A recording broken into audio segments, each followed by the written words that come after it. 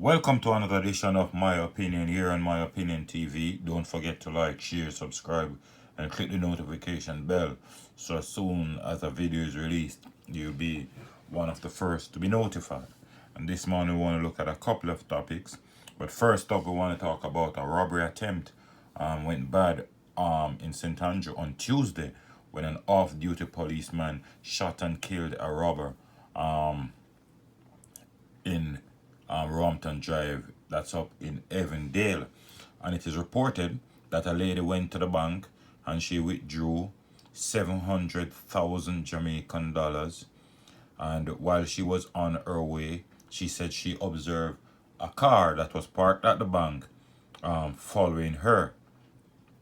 As soon as she reached her location, the robbers pulled gun and took away her bag and tried to make their escape. I think they also tried to use the Yang Yang bike. You know, that's their getaway vehicle most of the time, the Yang Yang bike. And as I said, the government need to put some legislation in about these bikes because there are many communities when they're not committing robberies, they are committing murders. But when they grabbed the bag from the lady, luckily, for the lady, an off-duty policeman was passing by and saw what happened. He decided to challenge the gunman. When the shooting subsided, the one of the robbers was found dead. The bag containing the $700,000 was recovered, and one of the robbers eventually, during the gunfire, decided to stop and pick up the gun that the other one was using. So he eventually got away with the gun, but the lady was lucky. Her $700,000 was recovered, but this raises eyebrow in all aspects. One, for years now, persons have been wondering if persons assigned to the banks have been working with outside robbers to rob persons. And I have known of situations, even very close to me recently, a family member was robbed, right? Was trailed from the bank. And sometimes you wonder, persons inside the bank, they make calls, and I think some investigation has to be done as it relates to these people. But then again, we are hearing in this situation, when checks was made, the man who was killed is the brother of a security that is involved with the bank. So this is also raising red flags as it relates to the connection between persons in the bank and robbers or persons outside to commit these crimes. And this lady went to the bank to conduct her business, and after conducting her business, she was trailed by these men and robbed of the money. Only God was on her side, why she eventually did not lose her life, one, and didn't lose the money. The off-duty policeman decided to challenge these guys, and in the end, her money was restored, her life was saved, and the criminal, his life was taken out.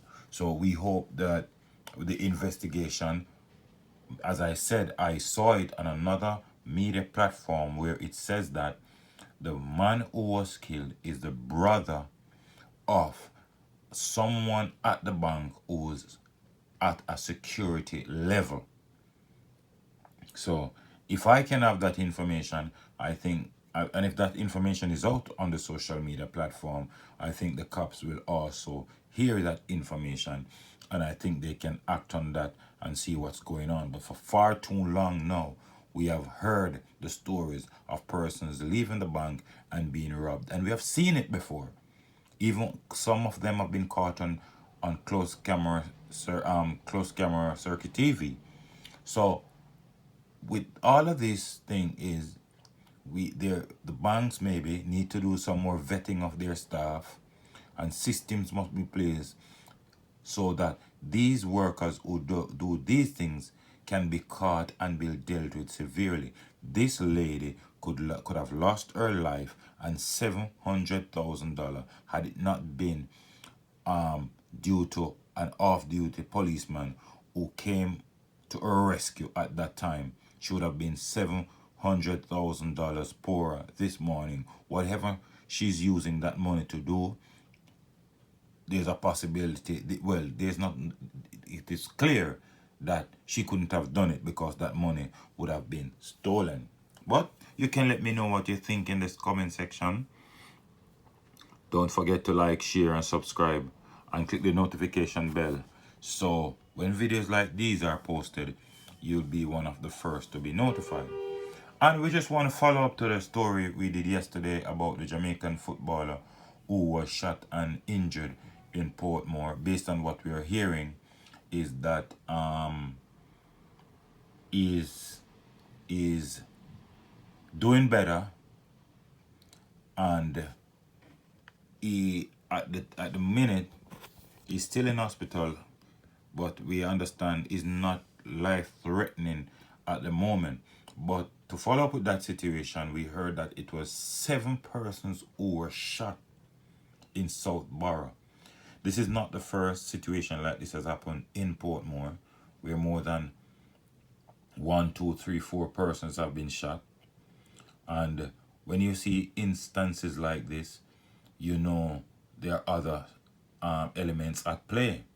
However, what is very, very telling to me in this incident is that one of the men who was killed, 35-year-old Jason Thomas, he was attacked a couple months before at his home, where he was shot in the back by armed men. So clearly the target was Jason Thomas. And you know, when these persons come for you and you're in a settings with a lot of persons, they just don't take out one person. They try to take out everybody. They just fire widely, and in the end, I mean, 7 persons were hit. 2 died, 2 fatally, 3 remain in hospital, and 2 was released. One of them who was held in hospital still was Malik Foster. He was shot in the neck, and he underwent surgical operation, and we hope he will pull through in this situation. So another footballer been caught in crossfire earlier in the year. I think Jermaine Teddy Johnson of Tivoli Gardens was also shot and injured. And just to give you another update as it relates to another situation, we covered the story some time ago where the 32-year-old businessman Dexter Roden was shot and killed in St. Thomas, and while the murderers were trying to escape, they were intercepted by an off-duty policeman who challenged them. 2 of the gunmen died. But an update to the case is now that 3 persons have been charged with murder as it relates to that situation. And they are 39-year-old Roger Squire, otherwise called Bye Bye, of license in St. Thomas and a New Jersey, United States of America address.